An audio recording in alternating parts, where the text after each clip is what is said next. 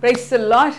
ఈరోజు ప్రాక్టికల్గా చాలా అవసరమైన టాపిక్. అదేంటంటే క్షమించడం అవసరమా?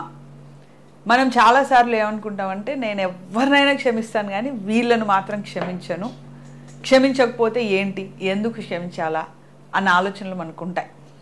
అయితే ఈరోజు క్షమించడం యొక్క ప్రాముఖ్యత అంటే ఎందుకు క్షమించాలి, ఎలా క్షమించాలి, క్షమించిన తర్వాత ఆ వ్యక్తితో మన ప్రవర్తన ఎలా ఉండాలి, ఈ మూడు విషయాలు చాలా ఇంపార్టెంట్. ఈ మూడు విషయాల మీద మనం ఫోకస్ చేయబోతున్నాం. Let's have a short prayer. Thank you master, thank you father, thank you holy spirit. అయ్యా, ఈరోజు మీరు మాతో మాట్లాడి మాకు నేర్పించమని ప్రార్థిస్తున్నాం యేసు నామములో. ఆమేన్, ఆమేన్, ఆమేన్, ఆమేన్. Praise God. అయితే ఈ క్షమించాలి, క్షమించడం యొక్క ప్రాముఖ్యత అనేది, ద ఇంపార్టెన్స్ ఆఫ్ ఫర్గివ్నెస్ అనేది ఇప్పటి నుంచే కాదు, యేసుక్రీస్తు శిష్యులో కూడా ఆ యొక్క అనుమానం ఉండేది. ఒకసారి మత్తయి సువార్త 18వ అధ్యాయంలో చూస్తే పేతురు గారు వచ్చి యేసుని ఒక మాట అడుగుతారు. ఏమంటే, అయ్యా నా సహోదరుడు తప్పు చేస్తే నేను ఎన్నిసార్లు క్షమించాలా? ఒక 7 సార్లు క్షమిస్తే సరిపోతుందా అని పేతురు అడిగినప్పుడు యేసు అంటాడు, 7 సార్లు కాదు 70 మారుల మట్టుకు. ఒకసారి చూద్దాం ఆ వచనం. మత్తయి సువార్త 18వ అధ్యాయం 35వ వచనంలో 22వ వచనం, మత్తయి సువార్త 18:22లో, అందుకు యేసు అతనితో ఇట్లా, నేను 7 మారుల మట్టుకే కాదు కానీ 70 ఏళ్ల మారుల మట్టుకని నీతో చెప్తున్నాను. 70 ఏళ్ల మారుల మట్టుకు అంటే ఇంకా 1, 2, 3, 4, 5 అని అది లెక్క పెట్టుకుంటూ కూర్చుంటామా? అంటే దాని అర్థం ఏంటి? ఇంకా నిరంతరం నువ్వు నీ సహోదరుడు పాపం చేసి మరలా నీకు విరోధంగా చేసి మరలా 7 సార్లు, 10 సార్లు, 20 సార్లు, 30 సార్లు, 40 సార్లు, 50 సార్లు, 70 సార్లు, 70,000 సార్లు చేసినా కూడా వాళ్ళను క్షమించాలి అని యేసయ్య పేతురుకు నేర్పిస్తున్నాడు. నాట్ ఓన్లీ టు పీటర్, పేతురుకు మాత్రమే కాదు, యేసయ్య మనకు కూడా నేర్పిస్తున్నాడు. అయితే మరి మనకొచ్చే ఇమ్మీడియట్ క్వశ్చన్ ఏంటంటే, వాళ్ళు చెప్పారండి బాబు 70,000 మార్ల మట్టుకు ఎవరు క్షమిస్తారు, ఇది అయ్యే పని కాదు అని.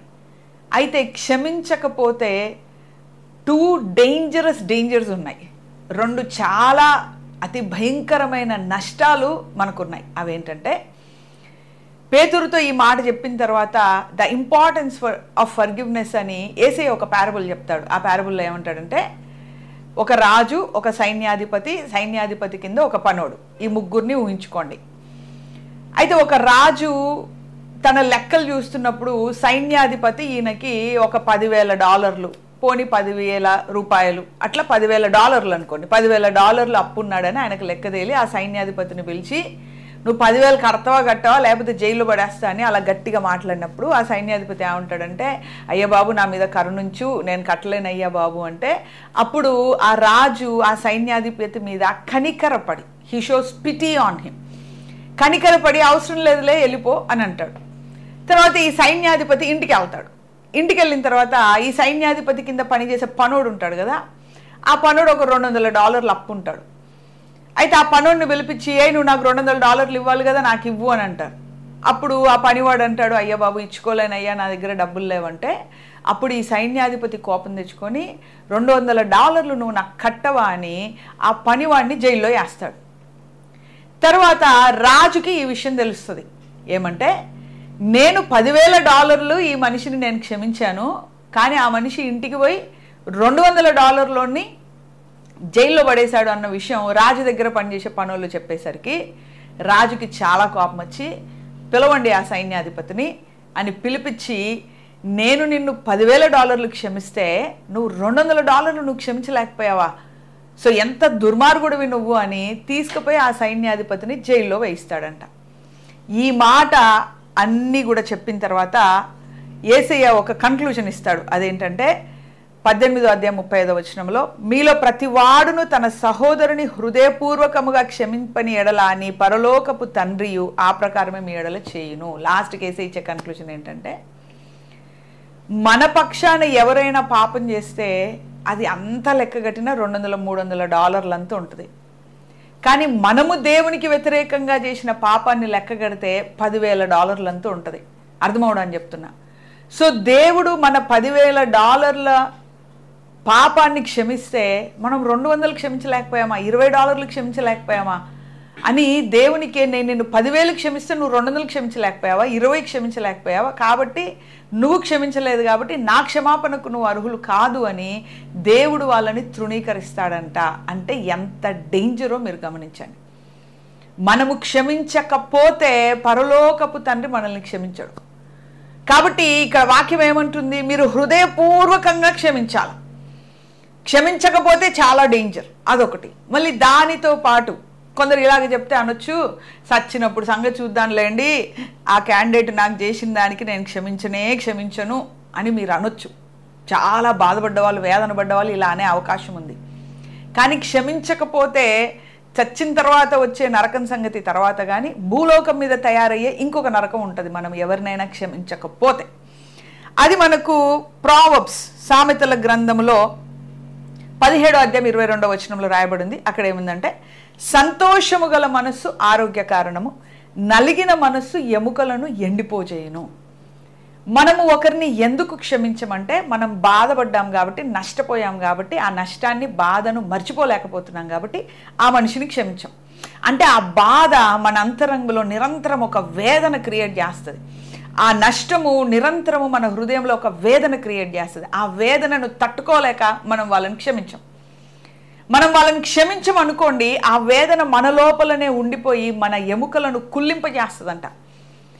సో ఎముకలను ఎండిపోయేటట్టు చేస్తుందంట. అంటే ఆర్థరైటిస్లు, బోన్స్ ఇరిగిపోవడాలు, ఆస్టియోపోరోసిస్లు ఇవన్నీ కూడా వస్తాయి మెడికల్ లాంగ్వేజ్లో మాట్లాడితే. దానితో పాటు మన అంతరంగంలో వేదన ఎక్కువైపోతే బీపీలు వస్తాయి, షుగర్లు వస్తాయి, స్ట్రెస్ రిలేటెడ్ సైకలాజికల్ డిజార్డర్స్ ఇవన్నీ కూడా వచ్చేస్తాయి. అంటే ఒక మనిషిని మనం క్షమించకపోతే ఆ మనిషి చేసిన అన్యాయాన్ని, ఆ బాధను మనం అంతరంగంలో పెట్టుకొని కుమిలిపోతున్నాం. కాబట్టి మన శరీరాన్ని, మన సైకాలజీని మనమే పొడుచుకొని చంపుకుంటున్నట్టు లెక్క. అర్థమవుతుందా? అంటే ఒక మనిషిని క్షమించకపోతే నన్ను నేను చంపుకుంటున్నాను, అది పెద్ద నరకం. నేను ఒక మనిషిని క్షమించకపోతే పరలోక రాజ్యంలో పోయినప్పుడు దేవుడు నన్ను క్షమించడు, తీసుకుపోయి నరకంలో పడేస్తాడు, అది ఇంకో నరకం. అంటే 2 నరకాలు మనం తయారు చేసుకుంటున్నాం ఒక మనిషిని క్షమించకపోతే. కాబట్టి క్షమించాల్సిన అవసరత 100% కాదు, 1000% ఉంది మనం క్షమించాల్సిన అవసరత. ఇప్పుడు నెక్స్ట్ వచ్చేసి ఎలా క్షమించాలండి? క్షమించాలంటే నేనేం చేయాలి అంటే, మొట్టమొదట క్షమించలేనప్పుడు మనకు రివెంజ్ వస్తుంది. వెంజన్స్ అంటారు కదా, రివెంజ్. సో వాళ్ళు నన్ను ఇలాగ చేశారు కాబట్టి వాళ్ళ మీద నేను పగ తీర్చుకుంటాను, వాళ్ళకు అవమానం కలిగేటట్లు చేస్తాను, వాళ్ళను కూర్చోబెట్టి మాటలు అంటాను, వాళ్ళకు నష్టం కలిగజేస్తాను, లేకపోతే కొందరు చంపిబడేస్తాను, కొందరు వాళ్ళకి నష్టం కలిగజేస్తాను, ఇలాగ రకరకాల ఆలోచనలు. క్షమాపణలో 2 ముఖ్యమైన పార్ట్స్ ఉండాలి. ఒకటి ఏంటంటే, వాళ్ళ మీద పగ తీర్చుకోవడం అనేది 100% వెళ్ళిపోయి 0కి రావాలి. పోనీ వదిలేస్తా లెట్ ఇట్ గో అన్నట్టుగా మనం వదిలేసేయాలి. వదిలేద్దాం, నా దేవుడే చూసుకుంటాడు, లేకపోతే నా దేవునికి వదిలేస్తున్నా, ఆయననే న్యాయం తీర్చేవాడు, వాళ్ళని క్షమిస్తాడో, వాళ్ళను సరిచేస్తాడో, వాళ్ళని శిక్షిస్తాడో, ఏం చేస్తాడో చేయని నా దేవుడు. కానీ నేను మాత్రం వాళ్ళని నా దేవునికి వదిలేస్తున్నా, నేను మాత్రం వెంజన్స్ తీసుకోను, నేను మాత్రం పగ తీర్చుకోను అని ఒక నిర్ణయం తీసుకోవాలి. తర్వాత రెండవది ఏంటంటే, క్షమించిన తర్వాత, అంటే క్షమించాము అనడానికి సూచన ఏంటంటే, వాళ్ళు చేసిన తప్పు మనకి ఏదైతే ఉందో దాన్ని మనం మర్చిపోవాలి. ఎందుకంటే యేసయ్య ఏమంటాడంటే, నీ పాపాలన్నీ నా వీపు వెనకాల వేసుకున్నా. యేసయ్య దగ్గర పోయి ఒకరోజు క్షమాపణ పొంది, అయ్యా నేను తాగాను తిరిగాను నన్ను క్షమించు అని అడిగిన తర్వాత యేసయ్య క్షమించేస్తాడు, ఆ పాపాన్ని వీపు వెనకాల వేసుకుంటాడు. మళ్ళీ తెల్లారి నీకు గుర్తొచ్చి, అయ్యా 3 సంవత్సరాల కింద నేను తాగాను తిరిగాను క్షమించంటే యేసయ్య అంటాడు, ఎప్పుడు తాగావు నువ్వు, ఎప్పుడు తిరిగావు, నేను మర్చిపోయానే అంటాడు. ఎందుకు? నువ్వు మొదటిసారి క్షమాపణ అడిగినప్పుడు ఆయన వీపు వెనకాల వేసుకొని దాన్ని మర్చిపోయాడు, ఇంకా ఇట్స్ గాన్. అలాగే మనం ఎవరినైనా ఒకరిని క్షమిస్తే వాళ్ళు చేసిన తప్పిదాలు మన పక్షాన ఏమవుతున్నాయో మనం వాటిని మర్చిపోవాలి, 100% మర్చిపోవాలి. ఇది నా జీవితంలో జరిగింది. నా దగ్గరికి ఒక 2-3 వచ్చారు, కన్నీళ్ళతో వచ్చారు. సో మాట్లాడుకుంటూ కన్నీళ్ళు పెట్టుకొని చెప్తున్నారు, మేము నిన్ను ఇలాగన్నాం, నీ వెనకాల ఇలాగ మాట్లాడాం, నిన్ను ఇలాగ అవమానపరిచాము అని చెప్పారు, సారీ అని చెప్తున్నారు. అప్పుడు నేను ఏమన్నానంటే నవ్వి, సారీ సిస్టర్, నాకు అసలు గుర్తుకు కూడా లేదు అని. ఎందుకంటే నేను 100% క్షమించేశాను, వదిలేశాను, మర్చిపోయాను, నా పనిలో నేను పడ్డాను. అవన్నీ ఆలోచించే తీరిక, ఓపిక నాకు లేదు. సో 100% క్షమించాను కాబట్టి వాళ్ళు వచ్చి నన్ను అడిగినా కూడా హృదయపూర్వకంగా డోంట్ వరీ, మీరు వెళ్ళండి, ప్రశాంతంగా వెళ్ళండి, నా మనసులో ఏమీ లేదని వాళ్ళని ఓదార్చి నేను పంపగలిగాను. కానీ ఒక్కొక్కసారి సేవకులైన వాళ్ళే క్షమించలేని గుణములో ఉంటారు. పాపం వాళ్ళు దాన్ని సాక్ష్యం అనుకుంటారు, కానీ అది సాక్ష్యము కాదు, అది చాలా భయంకరమైన పాపంలో వాళ్ళు ఉన్నారు. ఎందుకంటే సేవకుడు కానీ, లేకపోతే చాలా ఆశీర్వదింపబడిన వ్యక్తి కానీ, సక్సెస్ఫుల్ వ్యక్తి కానీ, యేసునామములో వాళ్ళకి స్టేజ్ దొరికినప్పుడు స్టేజ్ మీద నిలబడి వాళ్ళు ఏమంటారంటే, నన్ను సో అండ్ సో వాళ్ళు, నా రక్త బంధువులు, నువ్వు పనికిరానోడు అన్నాడు, నువ్వు వ్యర్థుడా అన్నాడు అని వీళ్ళు ఏడ్చుకుంటూ, కానీ దేవుడు నన్ను ఈరోజు లేవనెత్తాడు అని వాళ్ళు అన్నారనుకోండి, అది సాక్ష్యము కాదు, పాపము. ఏంటంటే నువ్వు ఆ మనిషిని క్షమించలా. ఎందుకంటే ఆ వ్యక్తి, ఆ పాస్టర్ కానీ, ఆ సక్సెస్ఫుల్ పర్సన్ కానీ ఆ వాళ్ళను బాధ పెట్టిన వ్యక్తిని క్షమించలా. దాన్ని మనసులో పెట్టుకొని ఆ వేదనంతా కూడా స్టేజ్ మీద వెళ్ళగక్కుతూ నేనేదో క్షమించాను, దేవుడు నన్ను మహిమపరిచాను అనుకుంటున్నాడు, కానీ వాళ్ళు చాలా డేంజర్లో ఉన్నారు. ఆ సాక్ష్యం విని నేను కూడా copy to copy, ditto to ditto అట్లాంటి సాక్ష్యం నేను చెప్పాలనుకుంటే మీరు కూడా పాపంలో పడుతున్నారు. అరిగిడి ఒకవేళ మనము క్షమిస్తే నువ్వు స్టేజ్ మీద నిలుచున్నా కానీ వాళ్ళ పాపాలు నీకు గుర్తుకు రావు, కేవలము దేవుణ్ణి మహిమపరచడమే గుర్తుకు వస్తుంది. నేను మహాఘనతలోనికి దేవుడు తీసుకెళ్ళినా కూడా నిన్ను ఎవరెవరు అవమానపరిచారో వాళ్ళ పేర్లు కూడా నీకు గుర్తుకు రావు, కేవలము దేవుని ప్రేమ, దేవుని మహిమ మాత్రమే గుర్తుకు వస్తుంది. ఎందుకంటే దేవుడు క్షమిస్తే ఆ పాపాలను వీపు వెనకాల వేసుకుంటాడంట. ఆయన లాగానే మనము జీవించినప్పుడు, క్రీస్తును పోలి జీవించినప్పుడు మనము క్షమిస్తే వాళ్ళ పాపాలు వీపు వెనకాల వేసుకుంటాం. మనల్ని ఎవరు తిట్టారు, ఏ రక్తబంధువు అవమానపరిచాడు, ఎవరు ఎలాగా కష్టపెట్టారు అనేది కనీసము మనకు గుర్తుకు కూడా ఉండదు. పరిశుద్ధాత్మ దేవుడు కృప చూపించి అంతలా క్షమించేలాగా ఆయన కరుణ చూపిస్తాడు. అప్పుడు నువ్వు చెప్పే test money it's a joyful test money. ఎవరి మీదనో రివెంజ్ తీసుకునే టెస్ట్ మనీ కాదు. చూసావా, దేవుడు నన్ను గణపరిచాడు, నువ్వు నన్ను అవమానపరిచావు అనేది రివెంజ్ టెస్ట్ మనీ కాదు. అది నా దేవుడు నన్ను మహిమపరిచాడు, నన్ను ఎవరు అవమానపరిచారు నాకు అస్సలు గుర్తుకు లేదు, కానీ నా దేవుడు నన్ను మహిమపరిచాడు అంటే అది రివెంజ్ టెస్ట్ మనీ కాదు, కానీ దేవుణ్ణి మహిమపరిచే టెస్ట్ మనీ. సో కాబట్టి మీరు టెస్ట్ మనీస్ చెప్పేటప్పుడు కూడా మీరు చూసుకోవాలి, మొట్టమొదట మిమ్మల్ని అవమానపరిచిన వాళ్ళను మీరు క్షమించారా లేదా. 100% మీరు క్షమించాలా, హృదయపూర్వకంగా క్షమించాలా. వాళ్ళ మీద రివెంజ్ తీసుకోవద్దు. కొందరు టెస్ట్ మనీ రూపంలో రివెంజ్ తీసుకుంటారు, కొందరు పబ్లిక్గా మాట్లాడి రివెంజ్ తీసుకుంటారు, కొందరు వాళ్ళ గురించి ఆ లేనిపోనివన్నీ చెప్పి రివెంజ్ తీసుకుంటారు. దేవుడు స్టేజ్ ఇచ్చాక, సేవ ఇచ్చాక కూడా కొందరు అలాగే చేస్తుంటారు. కానీ అది చాలా డేంజరస్ ప్రాక్టీస్. అది ఈ లోకంలో నరకాన్ని మనం తయారు చేసుకుంటున్నాం. ఎముకలు ఎండిపోయి ఆర్థరైటిస్లు, ఆస్టియోపోరోసిస్లు, రోగాలు, జబ్బులు ఇవన్నీ కూడా వస్తాయి. లేదా పరలోక రాజ్యంలో దేవుని చేత తృణీకరింపబడతాం. కాబట్టి 100% మనం క్షమించాలా. ఆ క్షమాపణ అనేది హృదయపూర్వకంగా, ఆ రివెంజ్ లేకుండా సమస్తము మరిచిపోయే విధంగా ఉండాలి. Got it. తర్వాత క్షమించిన తర్వాత ఆ వ్యక్తితో మనం ఎలాగా ప్రవర్తించాలా. సపోజ్ నీ ఫ్రెండ్ నిన్ను బాధ పెట్టాడు, క్షమించేశావు. మీ రక్తబంధువులు నిన్ను బాధపెట్టారు, క్షమించేశావు. క్షమించిన తర్వాత మళ్ళీ ఎలాగ వాళ్ళతో ప్రవర్తించాలా అంటే, కొందరు రాసుకొని పూసుకొని మళ్ళీ రిలేషన్ మొదలు పెడతారు. కానీ నువ్వు క్షమించావు, కానీ అవతల వాళ్ళు మారినరో లేరో నీకు తెలియదు కదా. అవతల వాళ్ళు మారకపోతే మళ్ళీ వాళ్ళు నిన్ను గాయపరుస్తారు, మళ్ళీ నీ హృదయం గాయపడుతుంది, మళ్ళీ నువ్వు క్షమించడం మొదలు పెట్టాలా. మళ్ళీ క్షమిస్తావు, మళ్ళీ వాళ్ళ దగ్గర పోతావు, మళ్ళీ వాళ్ళు గాయపరుస్తాడు, మళ్ళీ స్టోరీ మొదలవుతుంది. ఇది నెవర్ ఎండింగ్ స్టోరీ లాగా ఉంటుంది. అందుకే మనకు ఫిలిప్పీలకు రాసిన పత్రికలో చాలా మంచి మాట ఉంటుందండి. ఫిలిప్పీలకు రాసిన పత్రిక 1:9 మీరు శ్రేష్టమైన కార్యములను వివేచింపగలవారగుటకు మీ ప్రేమ, వినండి, మీ ప్రేమ తెలివితోనూ సకల విధములైన అనుభవ జ్ఞానముతోనూ కూడినదై అంతకంతకు అభివృద్ధి పొందవలను. మీ ప్రేమ ఎలా ఉండాలంటే తెలివితో ఉండాలా, జ్ఞానముతో ఉండాలా, అనుభవ జ్ఞానముతో మీ ప్రేమ ఉండాలి. అవతల వ్యక్తిని ప్రేమించావు, క్షమించావు, మర్చిపోయావు, రివెంజ్ లేదు, ఇట్స్ డన్. మళ్ళీ వాళ్ళ ఇంట్లో పోయి కూర్చొని రాసుకొని పూసుకొని తిరగాల్సిన అవసరం లేదు నీకు. వాళ్ళు కలిసినప్పుడు మంచిగా ప్రశాంతమైన హృదయంతో పలకరించు. ఒకవేళ వాళ్ళ ఆపదలో ఉన్నారని నీకు తెలిస్తే మంచి సద్హృదయముతో వాళ్ళకు సహాయం చేసే ప్రేమ వాళ్ళకు చూపించు. వాళ్ళు చేసిన తప్పు నువ్వు ఎక్కడా కూడా ఎత్తిపెట్టకు. వాళ్ళు ఇలాగ చేశారు, అలాగే చేశారు, ఇలాగ చేశారు, అలాగే చేశారు అని దెప్పి పొడిచే రకంగా నువ్వు ఉండకు. అలాగ ఉండకుండా వాళ్ళని కంప్లీట్గా క్షమించేసేయి. కానీ వాళ్ళ దగ్గరికి వెళ్ళి మళ్ళీ గాయపడాల్సిన అవసరం మాత్రం లేదు. నీ ప్రేమ తెలివితో, జ్ఞానముతో ఉండాలి.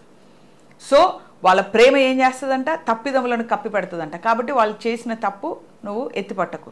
ప్రేమ ఏం చేస్తుందంటే క్షమించేస్తుంది. కాబట్టి వాళ్ళ మీద రివెంజ్ తీసుకోవాలనుకోకు. కానీ ప్రేమ తెలివితో ఉంటుంది కాబట్టి మళ్ళీ వాళ్ళ దగ్గరికి వెళ్ళి పొడిపించుకోవాలని మాత్రం అనుకోకు. సో కాబట్టి ఆ యొక్క వివేచన కలిగి ఉండాలి, తెలివి కలిగి వాళ్ళు మారారా లేదా, వెళితే మళ్ళీ నిన్ను గాయపరుస్తారా, మళ్ళీ అవమానపరుస్తారా, ఏ స్థితిలో ఉన్నారు అని పరిశుద్ధాత్మ సహాయము చేత వివేచించి మనం వాళ్ళ దగ్గరికి ఎంత రిలేషన్లో ఉండాలో అంతవరకే, ఎంత డిస్టెన్స్లో ఉండాలో అంతవరకే ఉండితే అది మీకు మంచిది. అరిగటి. సో కాబట్టి క్షమించకపోతే భూలోకములో ఆ క్షమాపణ లేని వేదన, బాధ, వేదన మనకు అనేక రకాలైన రోగాలను కలుగజేస్తుంది. క్షమించకపోతే పరలోకపు తండ్రి నువ్వు క్షమించలేదు కాబట్టి నేను నిన్ను క్షమించలేను పో అని పరలోకంలో కూడా నరకం వచ్చేస్తుంది. అంటే భూలోకంలో నరకము, పరలోక సంబంధమైన నరకము, ఈ రెండు కూడా నరకాలను అనుభవించాల్సిన పరిస్థితి. తర్వాత ఎలాగ క్షమించాలి అంటే వాళ్ళ మీద రివెంజ్ తీసుకోవద్దు, వాళ్ళు చేసినవన్నీ కూడా మర్చిపోవాలి. మరి క్షమించిన తర్వాత రాసుకొని పూసుకొని తిరగాల్సిన అవసరం లేదు. మీ ప్రేమ తెలివితో, జ్ఞానముతో, వివేచనతో కూడినదే.